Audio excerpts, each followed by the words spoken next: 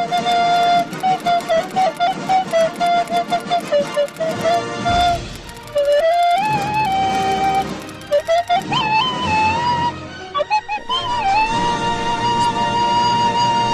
korang yang tengah tengok video ni, sila komen hari right now in the comment section. Terima kasih.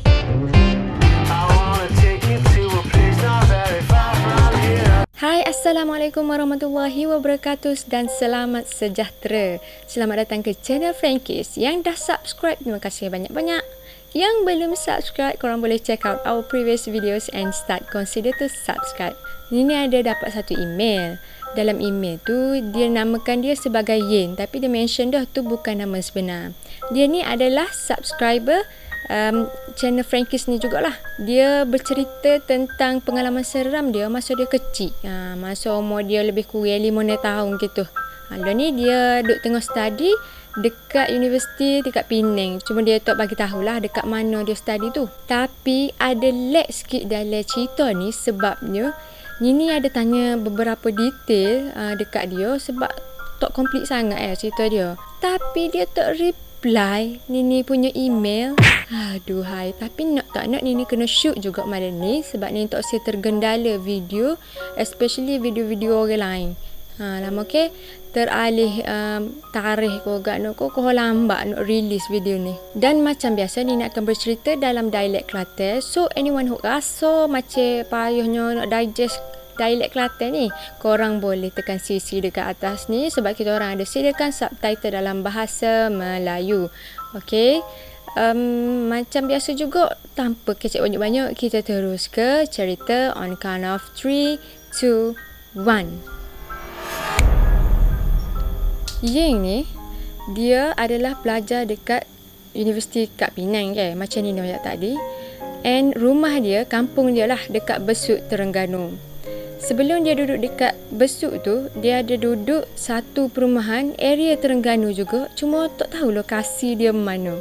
Sebab tu ni kata cerita ni kurang lengkap. Yen dan family dia ni sebelum pindah ke Terengganu, dia orang sebenarnya memang selalu berpindah randah lah. Tak ada tempat duduk tetap. Kejap duduk negeri tu, kejap duduk negeri ni. Tapi Alhamdulillah, lebih kurang masa umur dia 5 tahun gitu, ayah dia dapat tukar tempat kerja, masuklah kat Terengganu. Mungkinlah Terengganu ni hometown ayah dia ke kerana ni pun tak tahu. Tapi gitulah cerita dia.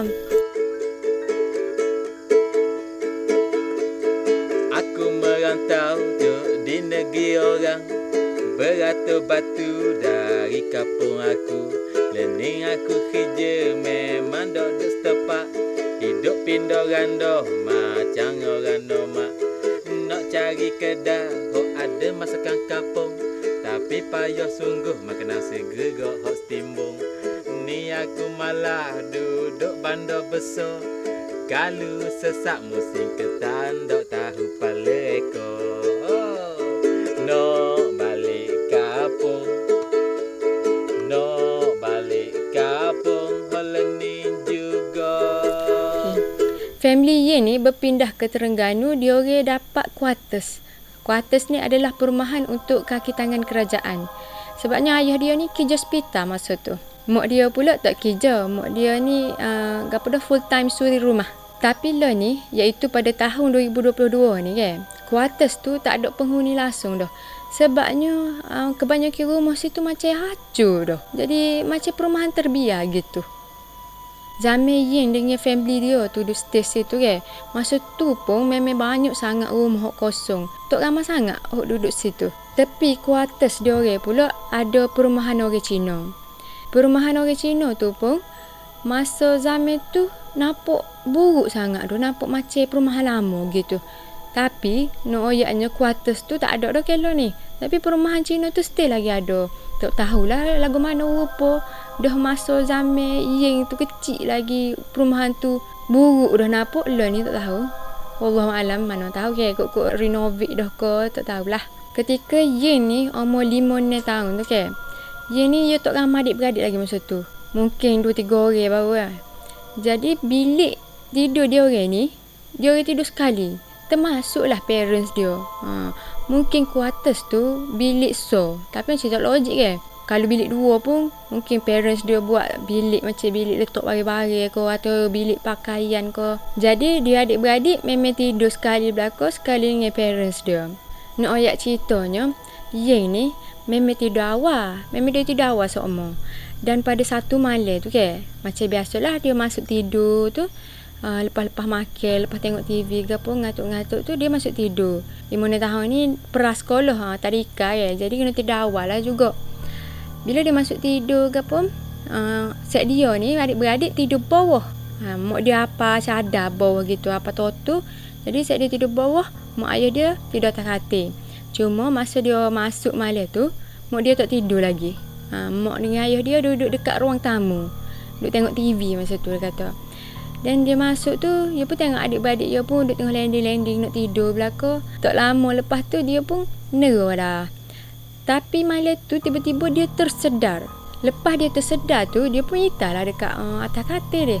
Dia pun tengok mak ayah dia tak ada lagi masa tu. Tak masuk lagi lah. Lepas tu nak ayatnya, dalam bilik dia ni ada tingkap.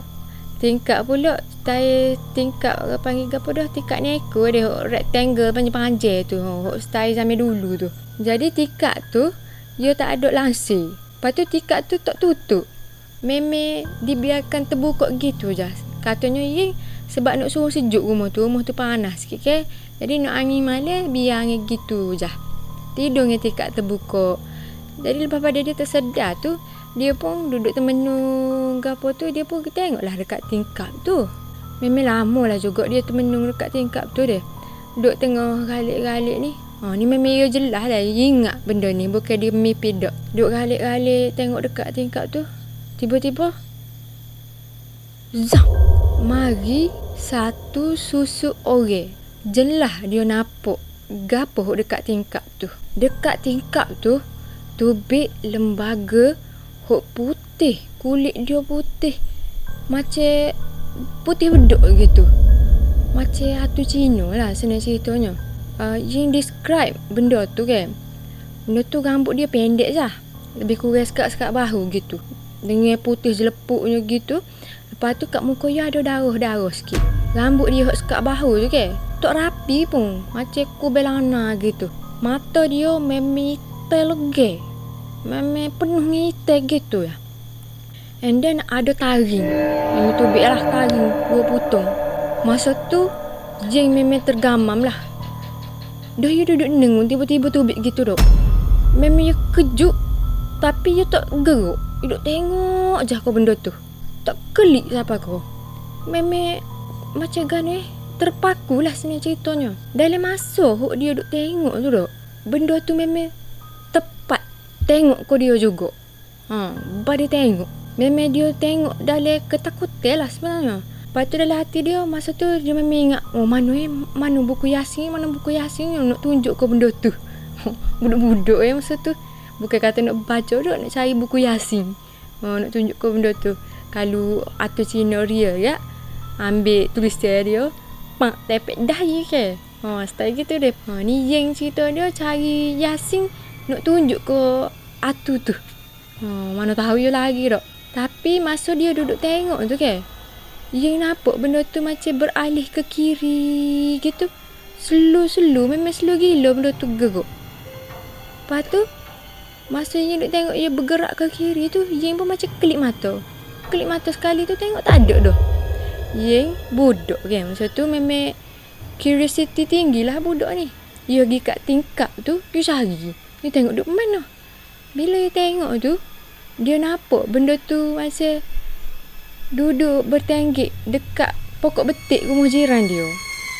Cuma benda tu membelakangi dia. Jadi dia tak nampak dah lah rupa tu. Dia nampak kat belakang gitu je. Tindakan yang selepas tu, dia memang lari lah. Lari tubik cari parents dia. Cuma dia tulis dalam email ni, dia tak tahulah saya nangis ke tak. Saya tak ingat. Tak tahulah dia tiuk ke dok. Tapi memang confirm dia pergi cari mak ayah dia. Dan dia ayatlah cerita tu ke mak ayah dia Tapi yelah budak-budak mesti mak ayah ingat. Alah mimpi lah tu. Macam tak ambil pot lah. Budak-budak. Atas tu Cina pula Dia kata memang benda tu dia sangat-sangat jelas dalam ingatan dia bukan reka-reka, bukan dia mimpi. Kita umur 5 tahun memang ingat dah ke. Banyak peristiwa-peristiwa masa 5 tahun tu kita ingat. Especially benda-benda mendatangkan efek tinggi lah kita ada. Contohnya menyentuh perasaan lah. Kita seru hati ko, kita takut ko, boleh mengganggu emosional kita. Jadi kita ingat kan benda-benda tu. Yang ni pun gitulah. Cuma cerita dia ending lah di situ. Tapi yang ada tambah sikit, punca sebenar kuartus tu tak ada orang sebab memang kuartus tu agak keras daripada mula-mula pembinaan dia lagi. Sebab tu duduk situ tak ada lama, gapada orang pun pindah lain. Memang orang tak usah duduk situ. Sebab tu jadi gitu. Lepas lama-lama dah tubik belakang ke, rumah tu buruk lah dengan begitu. Dia ni tak tahulah perumahan tu mana, perumahan terbiar tu mana. Macam wonder kot kalau dah dapat cerita pasal perumahan terbiar tu kan mesti best kan.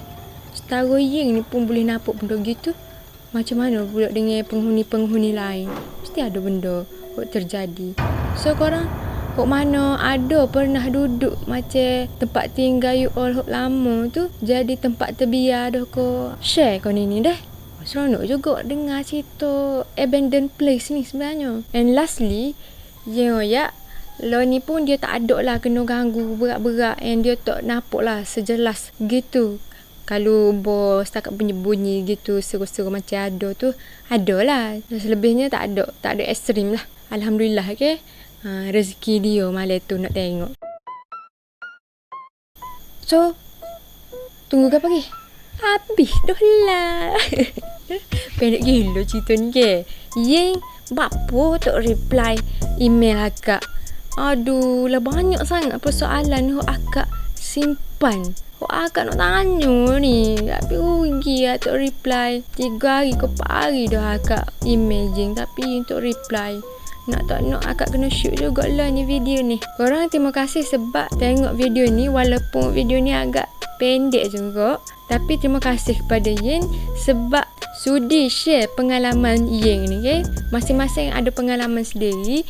So anyone who rasa nak share pengalaman korang, walaupun rasa macam nak share ke dok, sedap ke dok, tak kira lah sedap ke dok, mari share. Sebab Kak Nini beri baca cerita orang. Gitu. Boleh email dekat Kak Nini. Kak Nini salah kohok sama tua tu. Seorang muda tu orang pas suka. Alah, lagi kecil banyak. Okay. Siapa nak cerita, sila email Nini dekat ninisalina@yahoo.com ataupun boleh minta nombor WhatsApp Nini. Make sure PM atau DM Nini dekat IG dah.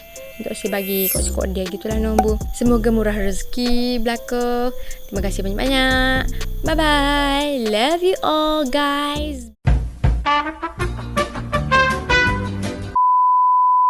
Kepada korang yang terengah pula dah. Ye ni bukan nama sebenar tapi dalam email tu pun dia tulis dah. Nama nak dia guna tu, nak dia guna pula dah. Nini ada dapat satu email daripada viewer Frankis. Okay.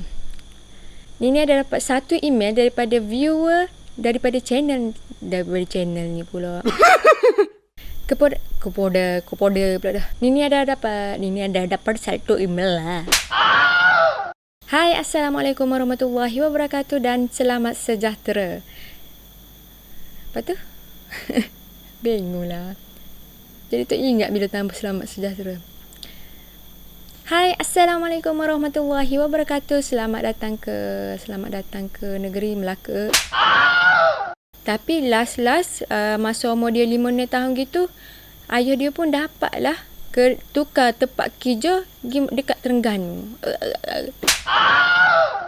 Yang ni kok dah, yang ni pelik sebut nama Yang. Yang dan family dia ni sebelum masuk gitu, family dia orang ni berpindah ke Terengganu ni di quarters. Tak yalah. Mak dia pula tak ada kerja pun. Jadi full housewife. Jadi full time housewife. Yang ketika umur dia 5 tahun tu, dia tak apa.